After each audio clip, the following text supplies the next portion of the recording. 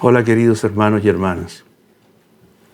Quisiera invitarlos a que revisáramos en esta oportunidad uno de los temas más profundos, quizá insondable, de las Escrituras, que son los sufrimientos de Cristo. No los sufrimientos en la cruz, o sufrimientos asociados a la cruz, sino los sufrimientos que experimenta hoy. Habiendo resucitado y estando a la diestra del Padre, en una dimensión gloriosa. Sin embargo, las Escrituras nos arrojan luz acerca de que Cristo sufre hoy dolores y tiene aflicciones incomprensibles y más allá de toda medida. Y que nosotros como discípulos de Cristo, como siervos de Cristo, también tenemos algo que ver con eso, alguna participación con esos sufrimientos y esas aflicciones.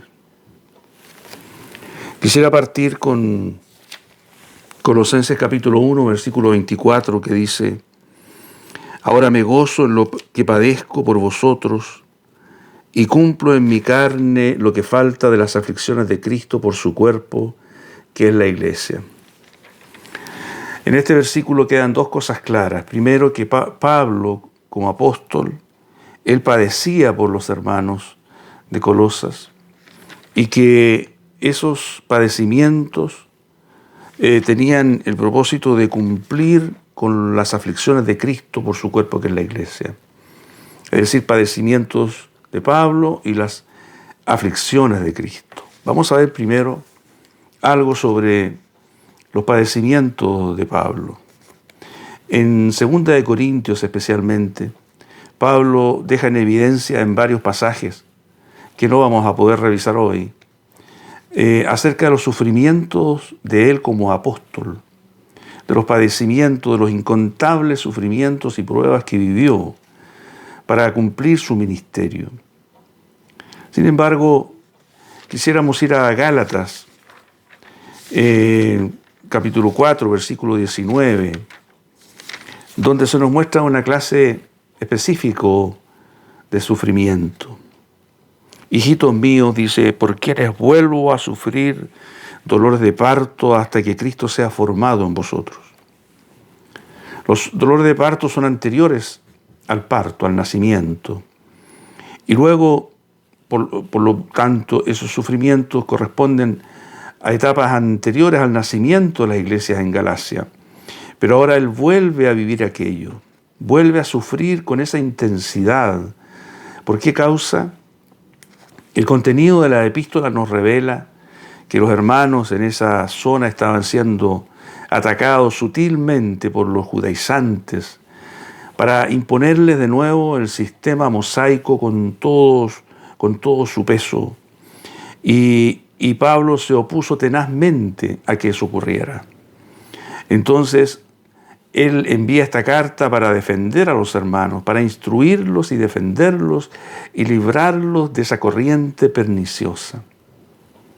Los sufrimientos de Pablo, similares a los de una mujer que va a dar a luz, lo vive por segunda vez, lo habrá vivido por tercera, cuarta, quinta vez, probablemente, porque esos hermanos estaban bajo la responsabilidad apostólica de Pablo y él sin duda que cada vez que ellos tenían algún problema de esta naturaleza o de cualquier otra, él tomaba esa carga, ese dolor y lo hacía suyo. Lo mismo ocurre en Colosenses capítulo 2, en que Pablo nos revela que él sostenía una gran lucha por vosotros, les dice, y por los que están en la Odisea y por todos los que nunca han visto mi rostro, para que sean consolados sus corazones, unidos en amor, hasta alcanzar toda la riqueza de pleno entendimiento, a fin de conocer el misterio de Dios el Padre y de Cristo. O mejor traducido, el misterio de Dios que es Cristo. Esta lucha de la cual habla Pablo aquí es una lucha en oración, es una batalla espiritual sostenida en agonía, porque la palabra griega es aquella que sirve de base para nuestra palabra agonía. Y él luchaba en agonía por los hermanos de Colosas, por los de la Odisea y por los que nunca han visto mi rostro. En una batalla que él realizaba a larga distancia, no estando con ellos, pero que igualmente él agonizaba por ellos para que ellos fueran consolados en amor, por un lado, luego para que estuvieran unidos en amor y que eso posibilitara el que recibieran un entendimiento profundo acerca del misterio de Dios que es Cristo. Una revelación que va más allá de las palabras, del adoctrinamiento, una revelación que procede de Dios porque solo a Dios pertenece este misterio y Él lo imparte a quien quiere. De tal manera que aquí tenemos a Pablo de nuevo padeciendo por los hermanos para que ellos alcanzaran un cierto nivel espiritual, una cierta estatura espiritual, que es la de conocer profundamente las riquezas de ese misterio que es Cristo, Cristo revelado. Ahora, eso implicaba un dolor muy grande. Cristo formado y la necesidad de conocimiento interior. Pero ¿es solo la experiencia de Pablo? ¿Era solo concedido a él sufrir de esa manera por los hermanos que estaban bajo su responsabilidad? Tal vez no sea así. Ahora, la segunda parte de este versículo, Colosenses 1:24, nos habla de los sufrimientos, las aflicciones de Cristo por su cuerpo, que es la iglesia. No solo sufrió en la cruz, ahora que está sentado en el trono a la diestra del Padre, Él tiene aflicciones por su iglesia.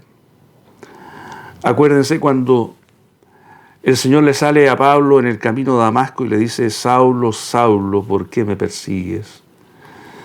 Y esas palabras, me persigues, dar a entender la profunda unidad que hay entre Él y su cuerpo, que es la iglesia, entre la cabeza y el cuerpo.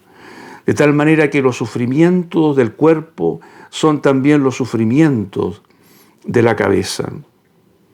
Ahora, el Señor sufre por su iglesia. Y para demostrarlo, vamos a ver algunos pasajes. Por ejemplo, el de Juan, capítulo 21. Un pasaje que conocemos bien, que hemos leído muchas veces. Es la conversación del Señor con Pedro, aquella mañana junto al mar de Tiberias, después de desayuno que el Señor les prepara, cuando el Señor le pregunta a Pedro si lo ama, y le encomienda, después de esas tres preguntas, o de la reiteración de esa misma pregunta, 3 veces, Él le encomienda a Pedro: apacienta mis corderos, pastorea mis ovejas, apacienta mis ovejas. Allí tenemos una labor de pastor que el Señor le encomienda a Pedro. Y noten ustedes la delicadeza y la sutileza en la variación, en la diferencia de los conceptos que el Señor utiliza. Primero, hace una diferencia entre corderos y ovejas. No es lo mismo apacentar o pastorear corderos que ovejas. Y el Señor se preocupa de que Pedro conozca la diferencia. Luego, la otra diferencia está entre los verbos que el Señor utiliza: apacentar y pastorear. Es diferente. Pastorear, apacentar primero significa dar de comer, y pastorear significa cuidar para que ellos coman. Es decir, 2 funciones diferentes que corresponden al ámbito del pastoreo. Y el Señor le encarga a Pedro, con mucha sutileza, que haga una diferencia entre corderos y ovejas, y luego entre pastorear y apacentar. Nosotros podemos ver entonces de qué manera al Señor le interesa el trabajo que hagan los pastores con las ovejas, porque el Señor es el príncipe de los pastores. Y Él cuida de que el trabajo que hagan los pastores sea el mismo que Él haría en su lugar. Juan capítulo 10 nos muestra parte del trabajo de un buen pastor. Él dice que el que entra por la puerta del redil es el pastor de las ovejas. A éste abre el portero y las ovejas oyen su voz, y a sus ovejas llama por nombre y las saca. Y cuando ha sacado fuera todas las propias, va delante de ellas, y las ovejas le siguen porque conocen su voz. El pastor va adelante, las llama por su nombre, las saca del redil, las lleva por los verdes pastos y las aguas deleitosas. Él va delante de ellas y las ovejas le siguen porque conocen su voz. Esta es una de las funciones del pastor, una función de liderazgo, porque él va adelante, las ovejas siguen porque conocen su voz. Y él sabe dónde llevarlas. Y en esos lugares donde él va, entonces hallará pastos y ellas comerán, estarán bien. Sin embargo, en Lucas capítulo 15 se nos muestra otra función del pastor tan importante como esta.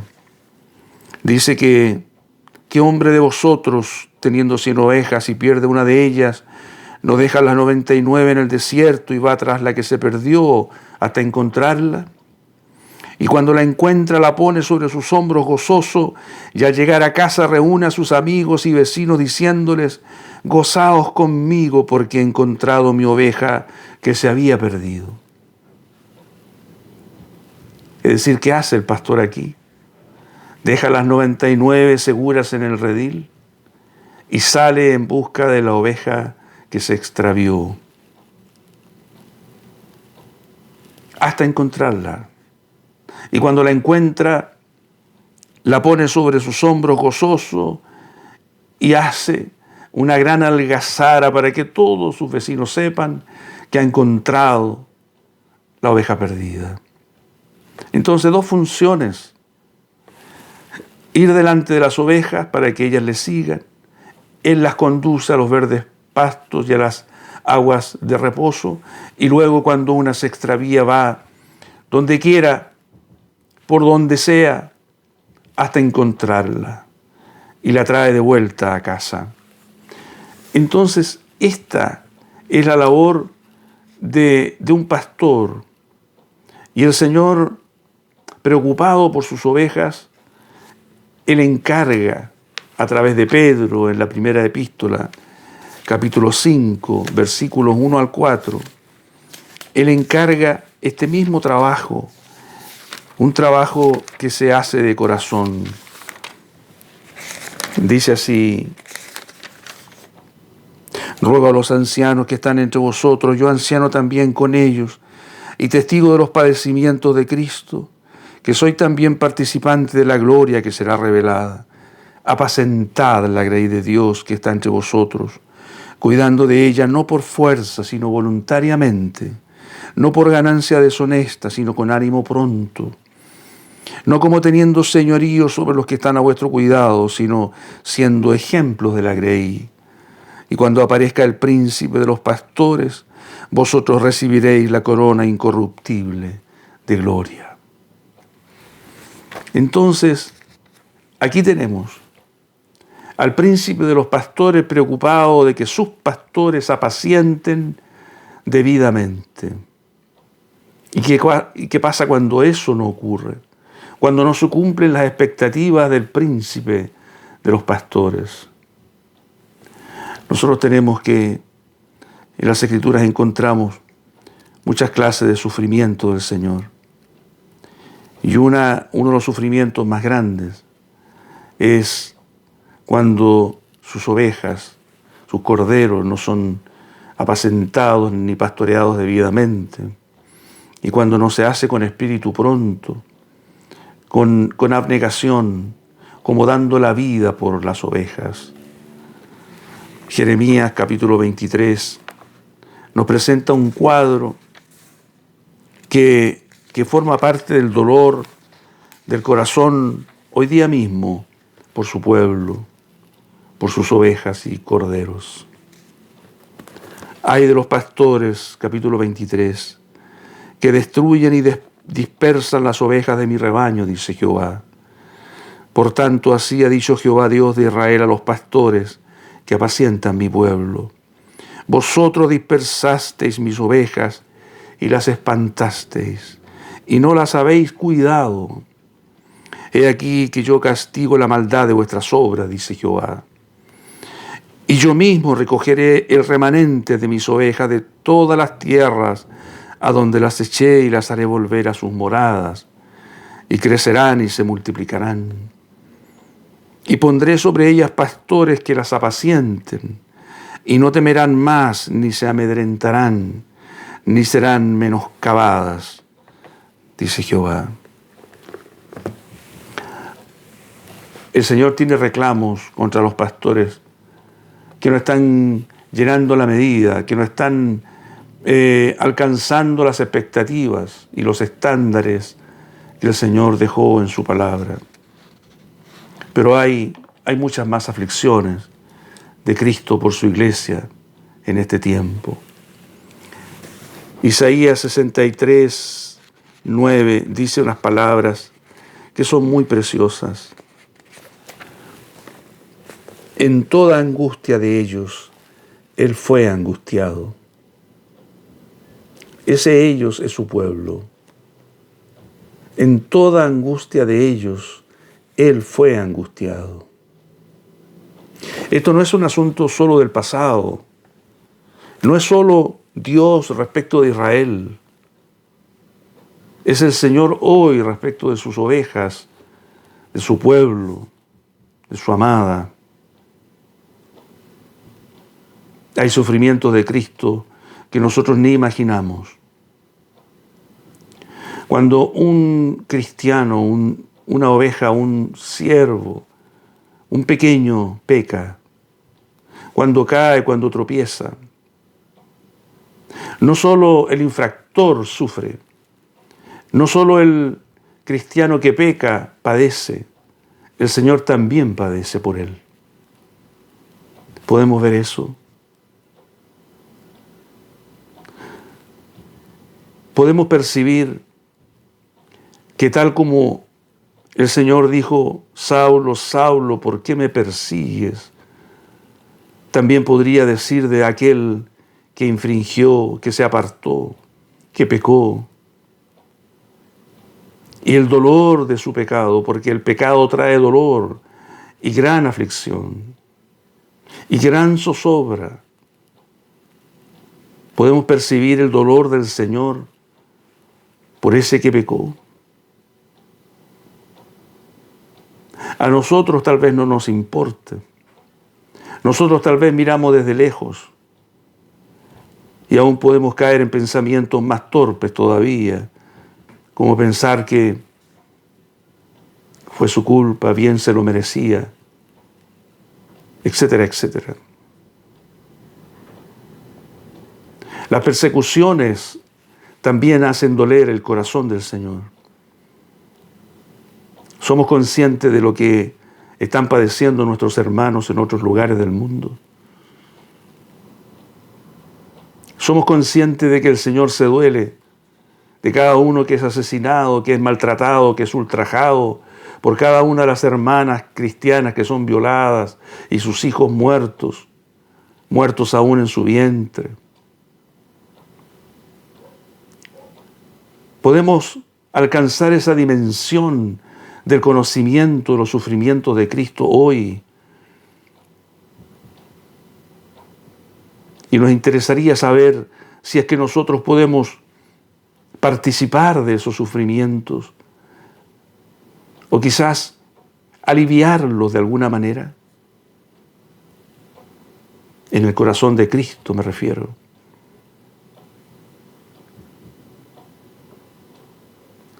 Cuando Pablo reclamaba por las divisiones que había en Corinto, que unos decían ser de Pablo, otros de Cefas, otros de Apolos, y Pablo pregunta, ¿acaso está dividido Cristo? ¿Cómo está hoy dividido Cristo?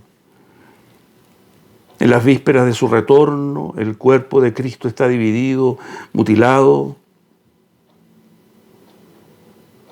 pisoteado por muchos.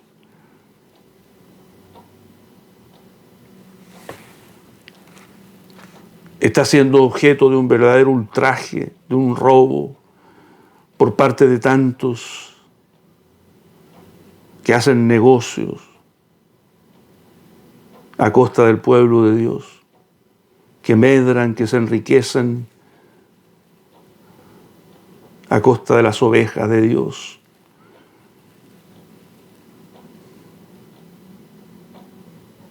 Hay sufrimiento y aflicciones en el Señor que raramente nosotros percibimos y que no podríamos conocer a menos que nos adentremos un poco y vayamos más allá. Quisiera mostrarles un poco brevemente acerca de la gran sensibilidad del Señor Jesucristo. El Evangelio de Marcos en especial nos muestra algunos pasajes de su profundo dolor, de la profunda sensibilidad con la cual Él se relacionó con la gente y de cómo los sufrimientos de las personas tocaban su corazón. Marcos capítulo 7,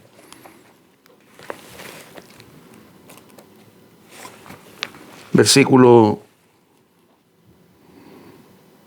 34, cuando sana a un hombre sordomudo, dice, y levantando los ojos al cielo, gimió y le dijo, efata, es decir, sé abierto.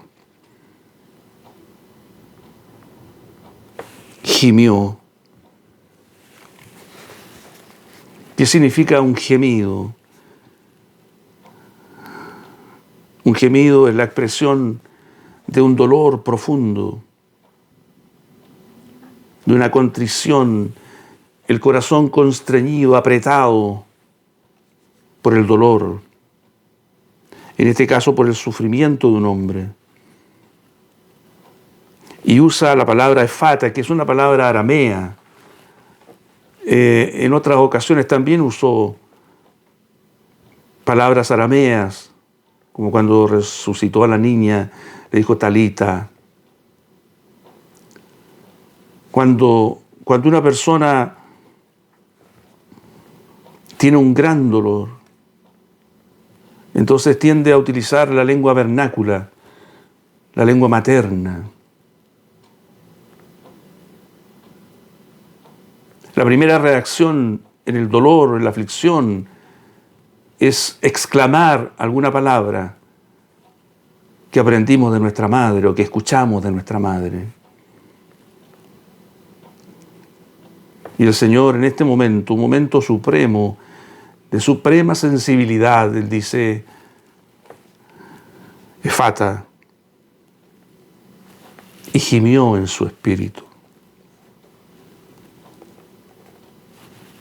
Pedro, porque el Evangelio de Marcos es la expresión de Pedro. El Evangelio de Marcos es lo que Marcos escuchó incontables ocasiones decir a Pedro en sus predicaciones y en sus testimonios. Seguramente Pedro estaba ahí para escuchar el gemido del corazón del Señor mientras sanaba a este hombre. Ese gemido significa tomar el dolor, la aflicción del hombre, la frustración, hacerlo propio y darle expresión en una palabra de autoridad para sanar.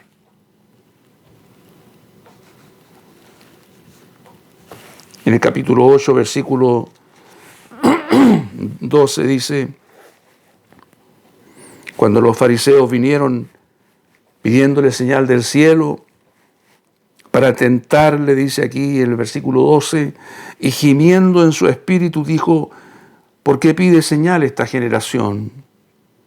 De cierto os digo que no se dará señal a esta generación. Este gemido es un gemido también de dolor, de tristeza, de molestia, de hastío. ¿Cuántas veces había sido acosado por los fariseos?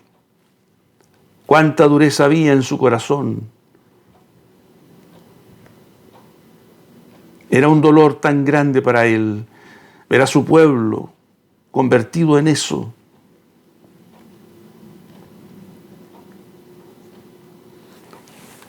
En este mismo Evangelio de Marcos, en el capítulo 3, versículo 5,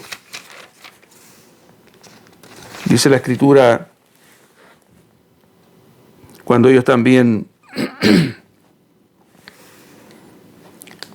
le querían poner trampa para ver si sanaba a un hombre en día de reposo, mirándolo, dice, alrededor con enojo, entristecido por la dureza de sus corazones, dijo al hombre, extiende tu mano.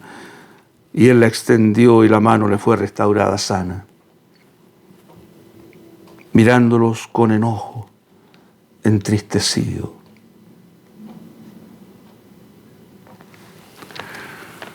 Oh, qué precioso el carácter y el corazón de Jesucristo. Cuánta sensibilidad. Era, por decirlo así, como un gran radar que recibía todas las señales de todo el dolor, de toda la angustia, de los que lo rodeaban, de la humanidad entera. Y hoy Él sigue sufriendo. Y nosotros lo estamos ignorando. En Juan capítulo 11, cuando se narra la resurrección de Lázaro, dice que Jesús, al ver a María llorando y a los judíos que la acompañaban también llorando, se estremeció en espíritu y se conmovió y lloró. Ese estremecerse en espíritu es una cosa profunda. La palabra griega nos muestra que es una mezcla de conmoción, dolor, enojo, un sentimiento muy profundo y muy variado. Y más abajo en el versículo 38 dice, Jesús, profundamente conmovido otra vez, vino al sepulcro. Cómo estaba su alma transida por el dolor de María, de Marta y por el dolor de su amigo muerto, enojado contra la muerte que había llevado a su amigo. Todos esos sentimientos y esas emociones mezcladas en su corazón santo y puro, lleno de amor.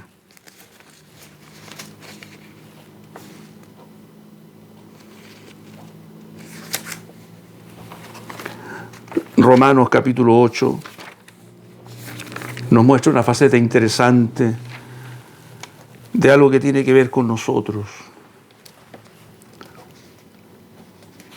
Es la ayuda del Espíritu Santo, la ayuda que nos presta a nosotros para batallar, para luchar ahora. Dice desde el versículo 22 en adelante, porque sabemos que toda la creación gime a una y a una está con dolor de parto hasta ahora. Noten ustedes, la misma palabra gemir está aquí refiriéndose a la creación, a la naturaleza. Y no solo ella, sino que también nosotros mismos, que tenemos las primicias del Espíritu, nosotros también gemimos dentro de nosotros mismos. Los gemidos nuestros, esperando la adopción, la redención de nuestro cuerpo, es decir, la transformación de nuestro cuerpo mortal en un cuerpo glorificado semejante al cuerpo de la gloria del Señor Jesús. Porque en esperanza fuimos salvos, pero la esperanza que se ve no es esperanza, porque en lo que alguno ve hay que esperarlo.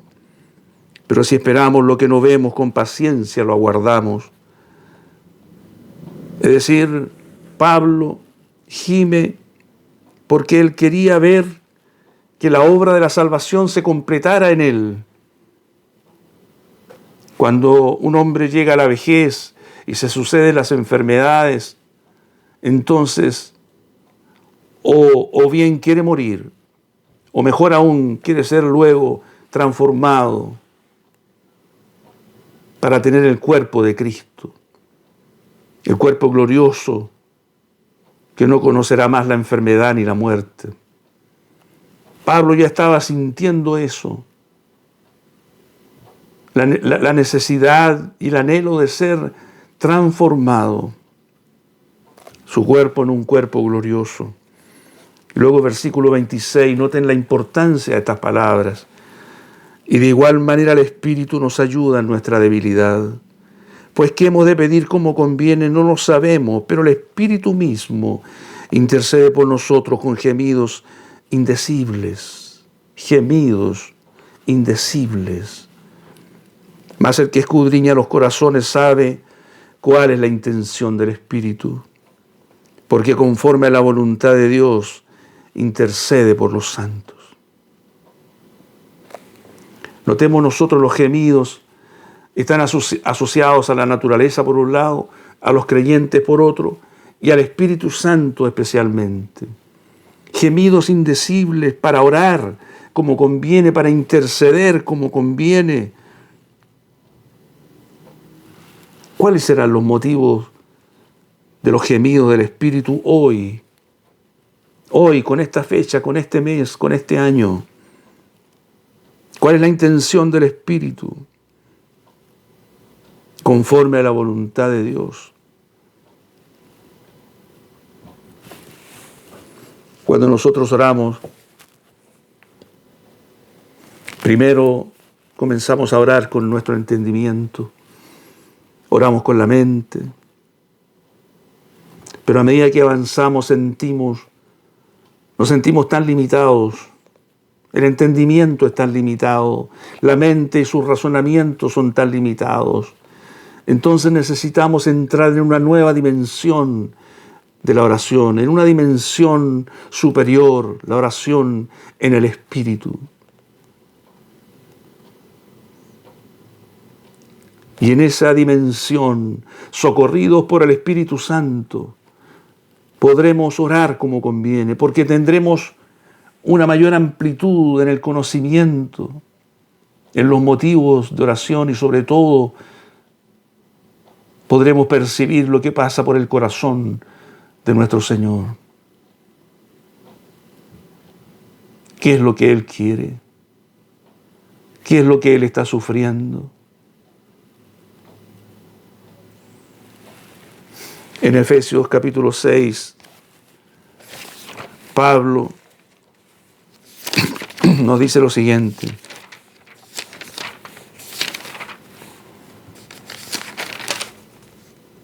Sobre todo,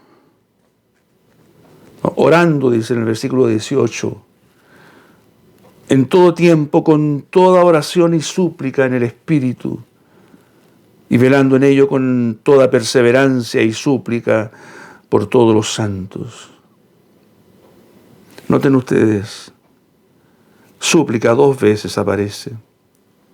Con toda oración en el Espíritu,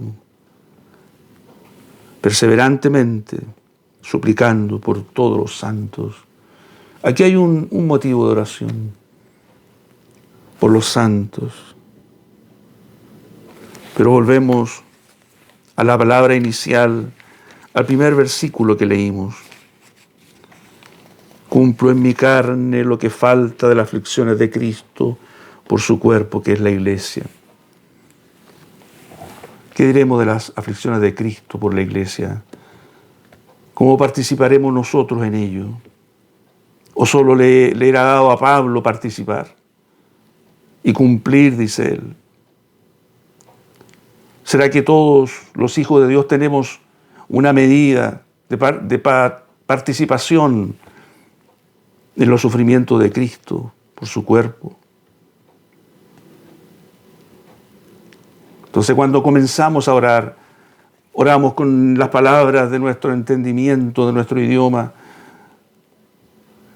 pero llega un momento en que eso se hace tan débil y tan escaso y sentimos que tenemos una tremenda limitación. Y entonces necesitamos entrar en otras palabras. Dejar que el Espíritu tome el control no solo de nuestra mente, sino de nuestras palabras, de nuestro entendimiento, de nuestro espíritu.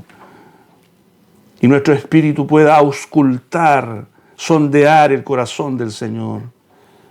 Y entonces surgirán incontables motivos de oración. La preparación de la iglesia, los dolores del cuerpo de Cristo, los preparativos para las bodas del Cordero, el derribamiento de todas las cosas que se oponen a la gloria de Dios. Porque como dice Hebreos, es necesario que todas las cosas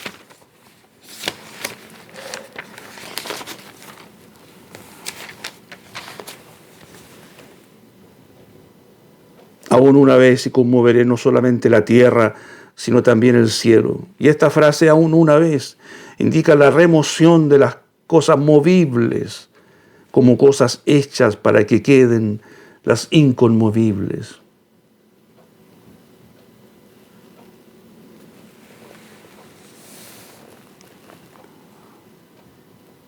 Auscultar el corazón del Señor. Participar con Él, sufrir con Él, gemir con Él, llorar con Él. Será un privilegio que se nos pueda conceder. Estamos a las puertas de la venida del Señor. Habrá un trabajo espiritual más alto, más noble, al que podamos tener acceso y participar. Queridos hermanos y hermanas, las aflicciones de Cristo hoy no son doctrina, no son versículos sueltos por aquí y por allá. Es una realidad que está esperándonos a nosotros para que participemos de alguna manera de ellas, de ellos. Que el Señor nos conceda la gracia para aprender a orar en el Espíritu y tener participación en las aflicciones de Cristo por su cuerpo, que es la Iglesia. Que así sea, que el Señor nos socorra profundamente y nos conceda este privilegio. En el nombre del Señor. Amén.